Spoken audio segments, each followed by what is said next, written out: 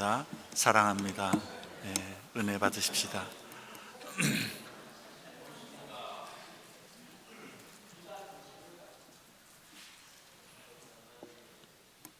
말씀 듣겠습니다. 오늘 본문의 말씀은 마치 이솝 우화를 읽는 것 같은 느낌을 받습니다. 두 마리의 독수리도 나오고 백향목 나무, 포도나무도 나옵니다. 2절 3절에 보면 이 이야기는 에스겔 선지자가 만들어낸 이야기가 아니라 하나님께서 에스겔에게 이스라엘 족속에게 수수께끼와 비유로 말하라고 주신 내용입니다. 에스겔서를 묵상하면서 그 시대적 역사적 배경을 여러분 계속해서 잘 기억하실 수 있기를 바랍니다. 에스겔 선지자는 주전 597년에 유다 왕 여호야긴이 많은 백성들과 함께 바벨론의 포로로 끌려갈 때에 함께 포로되었던 사람이었다라고 이야기했습니다.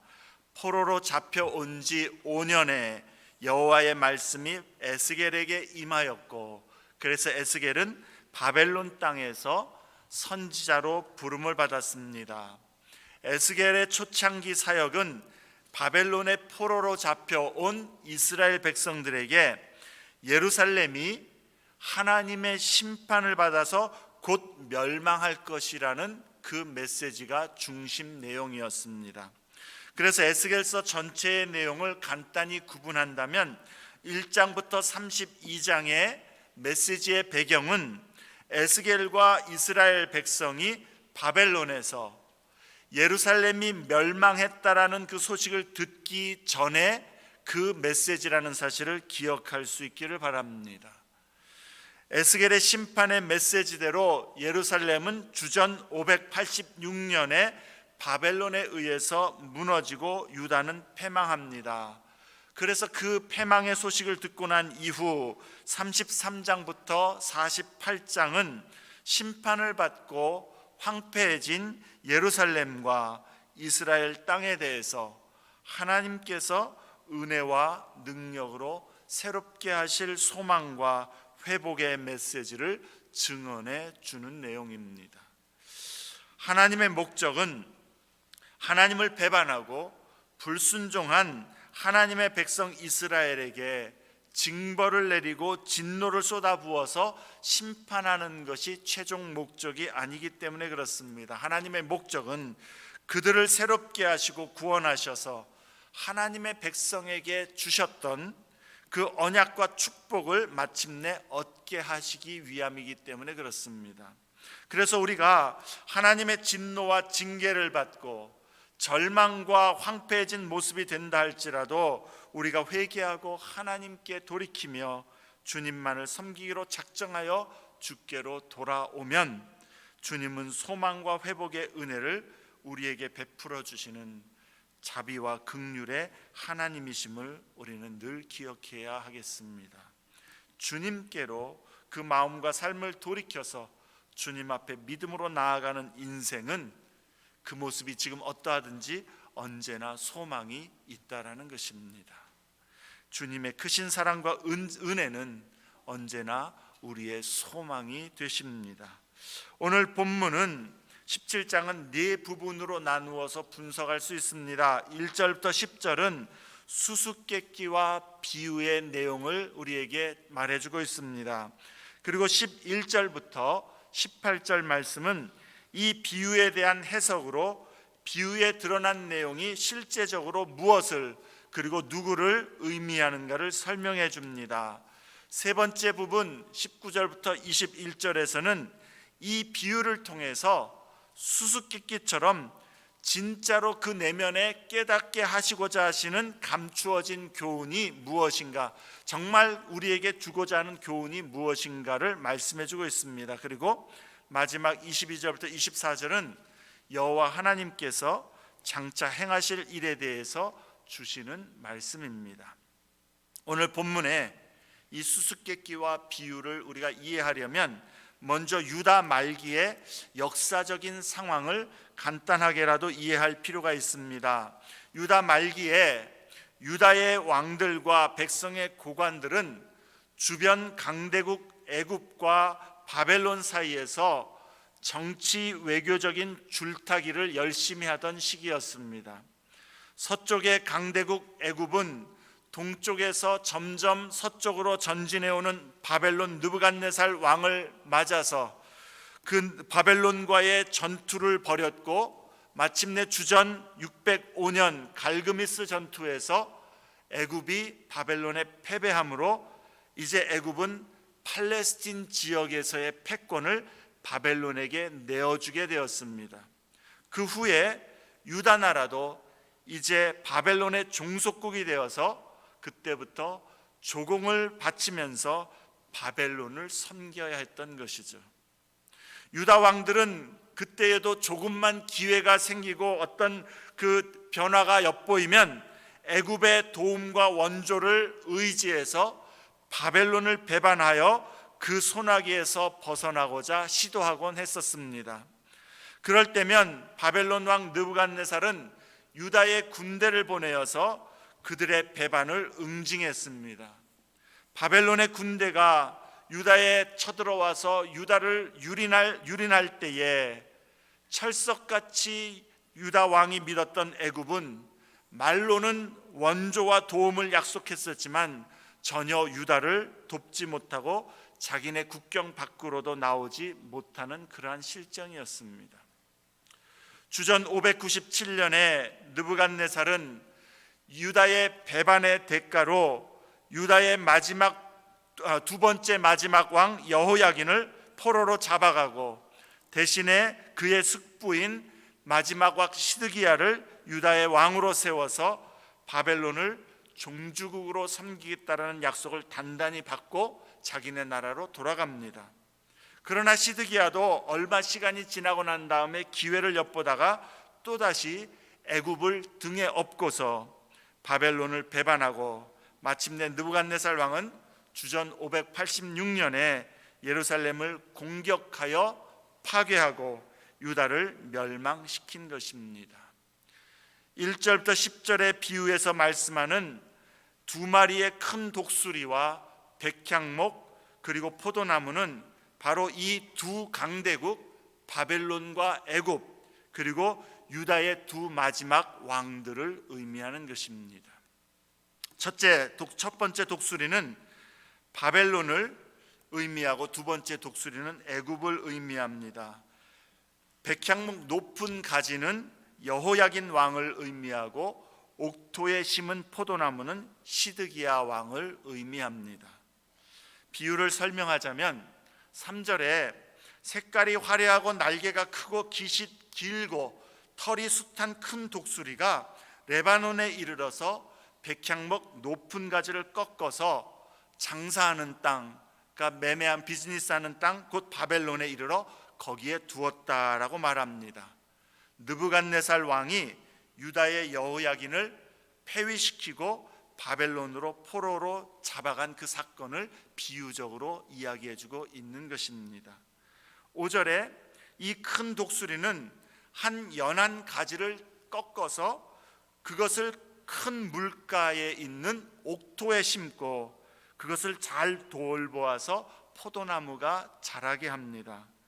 그 포도나무의 가지는 그 독수리를 향하였고 그 뿌리는 독수리 아래에 있게 해서 8절에 그 아름다운 포도 열매를 얻고자 목적한 것입니다.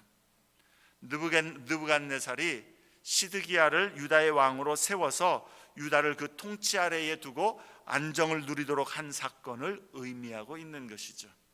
7절에 또 다른 한 큰 독수리가 있는데 이 독수리 역시도 크고 털이 많지만 첫 번째 독수리보다는 화려하지 못하다라는 것을 우리는 발견하게 됩니다.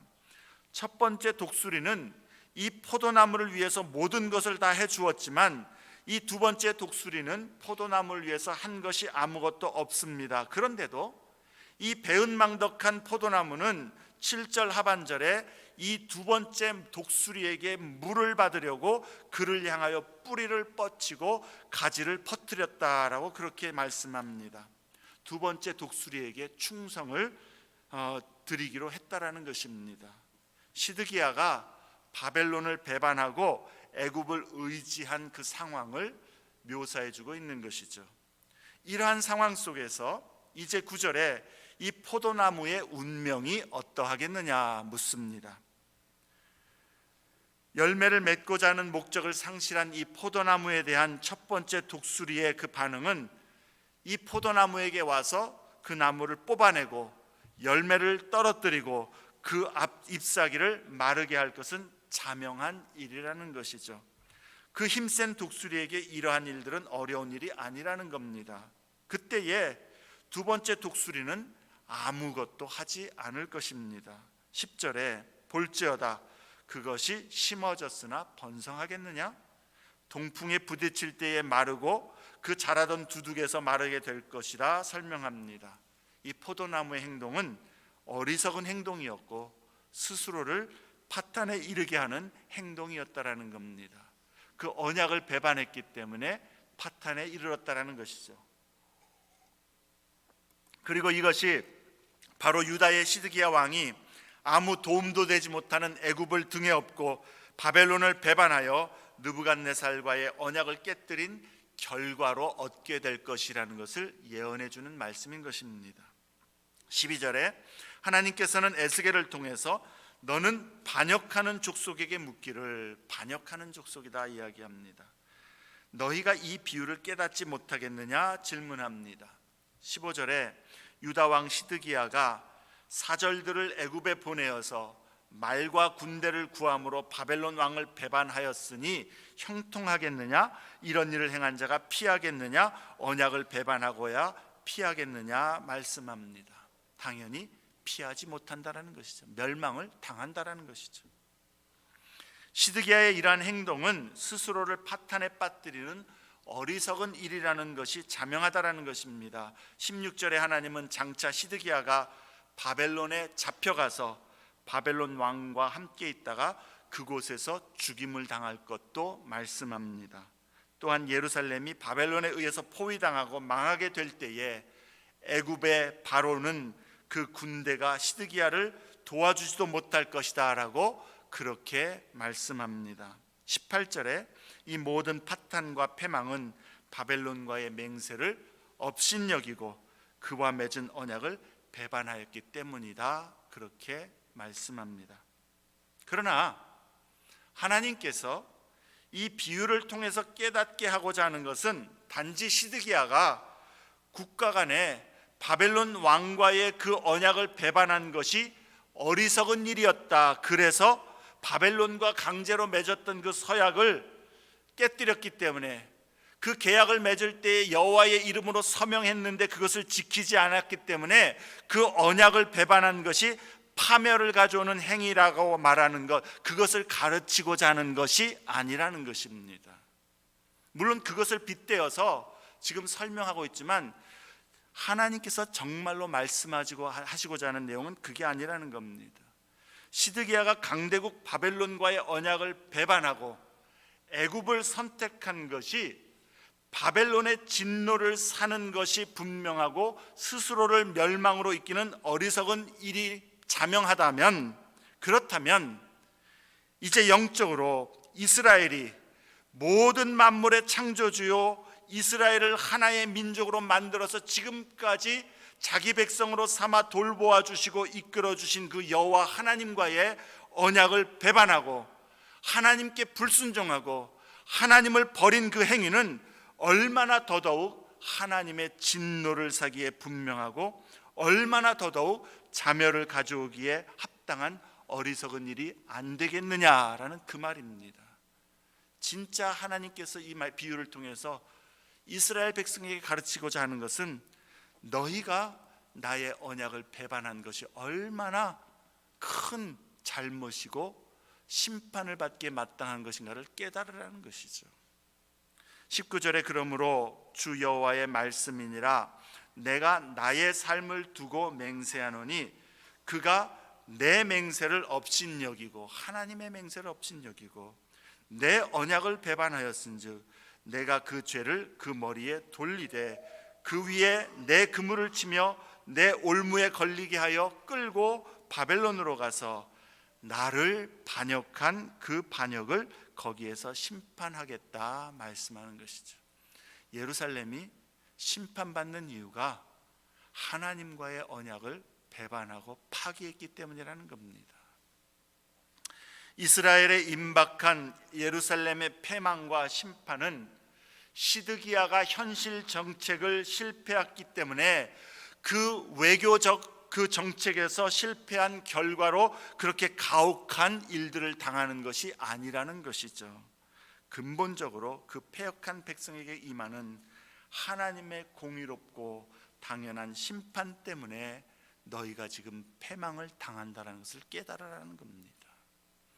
그들을 애굽에서 구원해내시고 젖과 꿀이 흐르는 땅에 인도하신 그 은혜와 구원의 하나님을 배반하고 고의적으로 벗어나려고 하는 이 백성에게 내려질 하나님의 심판은 얼마나 더욱 위험하고 얼마나 더욱 마땅한가를 보게 하시기 위함인 것입니다.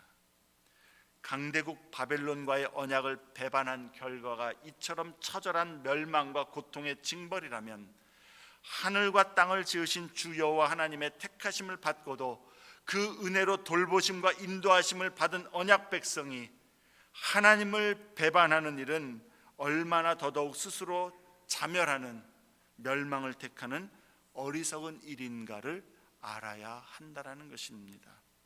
그러기에 예루살렘에 임박한 패망은 자명한 일이고 에스겔 선지자는 그것을 지금 백성들에게 선언하고 있는 것입니다. 21절 하반절에 그것이 성취된 이후에는 나 여호와가 이것을 말한 줄을 너희가 알리라 그렇게 이야기합니다. 그리고 얼마 후 주전 586년에 실제로 이 예언은 시드기야와 예루살렘에 그대로 성취가 되었습니다. 여호와께서 말씀하신 대로 이루어진 것입니다. 그럼 이렇게 하나님의 심판이 임한 이후에 유다의 어떤 미래가 지속될 수 있겠습니까? 뿌리가 뽑힌 포도나무에 무슨 소망이 있을 수 있겠습니까? 우리의 논리로나 우리의 경험으로 볼 때에 그리고 우리의 능력으로 볼 때에 우리의 대답은 이제는 아무 소망이 없다라는 것이 맞는 것이죠. 그런데 에스겔은 하나님께서 인간의 이 모든 논리와 생각으로는 불가능하고 절대적인 절망의 모습에 여호와께서 그 불가능과 절망을 바꾸시고자 개입하실 것을 말씀합니다. 22절에 주 여호와께서 이같이 말씀하시되 내가 백향목 꼭대기에서 높은 가지를 꺾어다가 심으리라. 내가 그 높은 세 가지 끝에서 연한 가지를 꺾어 놓고 우뚝 솟은 산에 심되 이스라엘 높은 산에 심으리니 말씀합니다. 하나님께서 개입하셔서 소망이 없고 모든 것이 끝난 상황에서 하나님이 새로운 일을 행하시겠다라는 것이죠. 그래서 무성한 열매를 맺게 하시고 아름다운 백향목이 되게 하시고 그래서 거기에 각종 새가 깃들어 그 그늘 아래 살게 되는 그러한 생명을 소망을 회복을 선언하시는 것입니다. 과거의 실패와 절대적인 절망도 여호와 하나님께서 개입하시고 회복시키시며 그 안에서 은혜로 능력으로 새로운 일들을 행하시면 새롭게 된다라는 것입니다. 소망이 있고 생명이 있으며 회복이 있고 아름다운 열매를 맺는 복을 얻게 된다라는 것입니다. 다윗의 왕가가 백향목 가지와 포도나무인 여호야긴과 시드기야의 실패로 현재는 소망이 없을지라도 다윗 왕조의 종말이 되었다라는 것이 아니라는 것이죠. 다윗 왕과의 실패가 다윗 왕 그 가문의 실패가 하나님께서 다윗에게 주신 영원한 언약을 파괴하지는 못하기 때문입니다. 하나님께서는 다윗에게 그의 나라가 영원하고 그의 왕위가 견고하게 하리라 언약하신 그 약속을 기억하시고 그 약속을 버리지 아니하시고 그 약속에 신실하셔서 이제 소망이 없는 다 꺾여진 그 백향목 똑같은 나무에서 거기서 나온 새싹이 주님의 손에 의해서 심겨질 것이고 여호와의 보호를 받는 축복 아래서 번성하게 될 것이다 말씀하는 것입니다. 그래서 24절에 들의 모든 나무, 열방을 의미합니다. 모든 나라들을 의미합니다. 들의 모든 나무 곧 열방이 나 여호와가 그의 나라를 세우시기 위하여 역사하시는 것을 이제 열방이 뚜렷이 알게 될 것이다 말씀합니다. 나 여호와는 높은 나무를 낮추고 낮은 나무를 높이며 푸른 나무를 말리고 마른 나무를 무성하게 하는 줄 알리라. 여호와 하나님의 주권 아래, 그의 다스리심 아래, 그의 뜻 아래 세상의 모든 나라들과 모든 왕들이 그 아래에 통치를 받는다라는 것입니다. 여호와 하나님이 모든 역사와 나라의 주관자요, 그래서 마침내 하나님께서 하나님의 나라, 다윗의 후손을 통하여 세우실 그 하나님의 나라를 온전하게 이루실 때에 그의 위대함과 영광을 온 세상이 보고 인정하게 될 것을 선언하고 있는 것이죠. 그리고 이 예언은 예수 그리스도 안에서 성취가 됩니다. 누가복음 1장 32절과 33절에 천사가 마리아에게 수태한 것을 고지할 때에 그 아이에 대해서 천사가 이렇게 말합니다. 저가 큰 자가 되고 지극히 높은 이의 아들이라 일컬을 것이요 하나님이 그 조상 다윗의 위를 저에게 주시리니.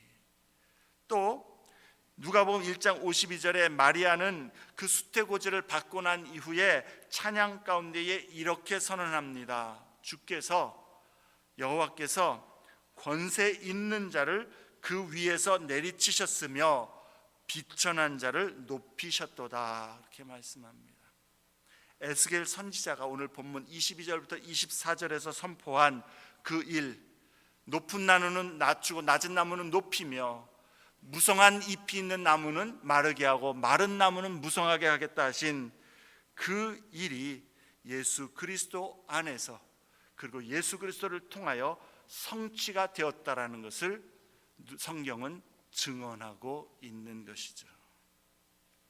이스라엘은 하나님과의 언약을 파기함으로 그 영적 현실은 임박한 심판을 피할 수가 없었습니다. 그러나 비록 이스라엘은 하나님과의 언약을 배반하였어도 하나님은 그의 백성과 맺은 언약에 신실하셔서 그들의 암울한 현실과 멸망 가운데서도 오셔서 개입하시고 구원과 회복의 일을 행하심으로 하나님의 목적을 이루어 가시고 하나님의 약속하신 나라를 세워 가시겠다라는 것입니다. 성경은 바로 그러한 내용을 창세기부터 계시록까지 계속해서 보여주고 있는 것입니다. 그리고 그 일을 다윗의 자손 예수 그리스도를 통하여 이루어 가심을 성경은 계속해서 우리에게 보여주고 있는 것이죠. 자, 그럼 이제 우리가 이 말씀을 통해서 깨달아야 할 교훈은 무엇입니까? 세 가지를 간단히 상기하기를 원합니다. 첫째, 우리 모두는 본성적으로 아담 안에서 하나님 앞에 언약 파기자들이라는 겁니다. 우리 모두는 하나님 앞에 언약 파기자들입니다. 우리 인생들은 모두 다 자기 자신의 허물과 죄악으로 하나님 앞에 언약 파기자로서의 그 책임이 있을 뿐만 아니라 아담 안에서 본성적으로 언약 파기자임을 우리는 깨달아야 합니다. 우리가 만약에 그것을 겸손히 받아들인다면, 우리가 그런 언약 파기자인 것을 우리가 깨닫고 고백한다면, 그렇다면 이제 언약을 배반했던 시드기야의 미래가 절망적이었던 것처럼 하나님 앞에서 언약 파기자의 모습으로 있는 우리의 궁극적인 미래는 얼마나 더 절망적인가를 우리는 깨달을 수 있어야 한다는 것이죠. 하나님은 모든 만물의 창조주이시고 모든 생명의 주인이십니다. 그 하나님을 인정하지도 않고 경외하지도 않으며 예배하지도 않고 순종하지도 않는 것은 하나님을 배반함입니다. 또한 거룩하신 하나님 앞에 죄와 허물을 가진 우리 인생들은 하나님의 법을 어기고 하나님의 영광에 이르지 못하는 죄인입니다. 죄의 삭슨 사망 곧 영원한 심판과 지옥의 형벌이요 하나님을 배반한 모든 죄인이 마땅히 받을 운명이고 절대적인 절망인 것이죠. 우리는 삶에서 만날 수 있는 모든 예측 불허의 사태들을 준비하면서 오늘을 살아갑니다.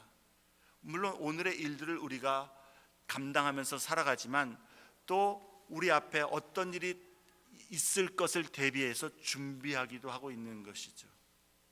그런데 우리가 죽은 이후에 이 세상을 다 마감하고 난 이후에 그 절대자 창조주 하나님, 거룩하신 하나님, 순결하시고 정결하신 그 하나님과 절대적인 만남을 갖게 된다라는 사실을 인정하지 아니하고 깨닫지 못하고 그것에 대해 생각지 아니하고 살아가는 사람이 얼마나 많은지요. 하나님 앞에서 우리는 본성적으로 언약 파기자입니다. 하나님 앞에서 우리는 죄인일 수밖에 없습니다. 세상에서 가장 완전한 자도 가장 선한 자도 하나님 앞에 죄인일 수밖에 없습니다. 그렇다면 그 하나님을 우리는 언약 파기자의 모습으로서 이 모습 이대로 만날 준비가 되어 있느냐라는 것이죠. 하나님 앞에서 우리의 이 언약을 파기하고 배반한 이 죄의 문제를 해결하지 아니하고 우리의 모습 그대로 하나님 앞에 선다면 시드기야와 유다 백성이 그 느부갓네살과의 언약을 배반함으로 가졌던 그 절망과 그 고난보다도 훨씬 더 비교할 수 없는 절대적인 절망과 절대적인 어둠과 절대적인 사망에 우리는 놓여 있는 존재임을 우리는 깨닫고 고백해야만 하는 것이죠. 두 번째로, 이 절망에서의 소망과 회복은 하나님께서 심으신 백향목의 세 가지에 있음을 우리는 깨닫고 감사해야 하는 것이죠. 이 백향목 세 가지는 다윗의 혈통에서 나셔서 우리를 죄와 사망에서 구원하러 오신 예수 그리스도입니다. 그는 하나님께서 우리를 위하여 심으신 아름다운 백향목이요 믿음으로 예수께 나아가는 자는 이제 그 그늘 아래에서 구원과 영생을 얻어 살게 될 것을 말씀합니다. 하나님 앞에 언약 파기자들의 마땅한 운명은 영원한 심판과 정말 무서운 지옥의 형벌이지만 하나님께서 은혜로 아무 공로 없이 우리에게 소망과 회복의 길을 예수 그리스도 안에서 열어주신 것입니다. 독생자 예수 그리스도를 보내주심으로 그가 우리를 위하여 이 땅에 오시고 우리의 모든 죄를 담당하시고 십자가에서 우리를 대신하여 죽으심으로 우리가 할 수 없는 언약 파기자로서 하나님 앞에서 절망과 심판 외에는 기대할 수밖에 없는 우리를 이제 예수 안에서 생명을 얻고 복을 얻게 하신 것입니다. 우리의 구원은 그러므로 하늘과 땅을 지으신 여호와께로부터만 온다라는 사실을 우리는 인정하고 신뢰해야 하는 것이죠. 우리에게 필요한 구원은 세상의 왕들이나 권력자들 혹은 세상의 무엇으로도 얻을 수가 없습니다. 오직 여호와께서 우리의 왕이 되시고 여호와께서 아름다운 나무로서 그 나무를 건설하시는 그 다스리심 아래 우리가 믿음으로 거함으로 말미암아 예수 안에서 우리는 구원과 생명, 회복과 영원한 하나님 나라의 삶을 얻을 수가 있는 것입니다. 그래서 오늘 본문은 우리에게 필요한 왕이 누구인가를 분명하게 보여주고 있는 것이죠. 여러분의 왕은 누구입니까? 아멘. 예수 그리스도입니다. 예수 그리스도를 아직도 나의 왕, 나의 구주로 온전히 인정하고 고백하지 아니하였다면 오늘 이 말씀 앞에서 나는 하나님 앞에 언약 파기자로서 소망이 없는 자인데 하나님 앞에 어떻게 설 것인가 진지하게 물어볼 수 있어야 할 것입니다. 그리고 하나님께서 은혜로 우리에게 베풀어 주신 이 구원의 길을 믿음으로 붙들어 하나님의 은혜에 우리는 거하는 복을 누려야 할 것입니다. 그리고 이제 이미 우리는 예수 그리스도를 믿음으로 예수가 나의 주 나의 하나님 나의 왕으로 고백하여 그를 섬기는 그러한 주님의 언약 백성이 되었다면, 첫째 우리는 이 예수로 말미암아 우리에게 주신 이 생명의 복, 이 놀라운 은혜, 값없이 주신 하나님의 그 놀라운 소망을 우리는 늘 감사하고 기뻐하고 누려야 하는 것이죠.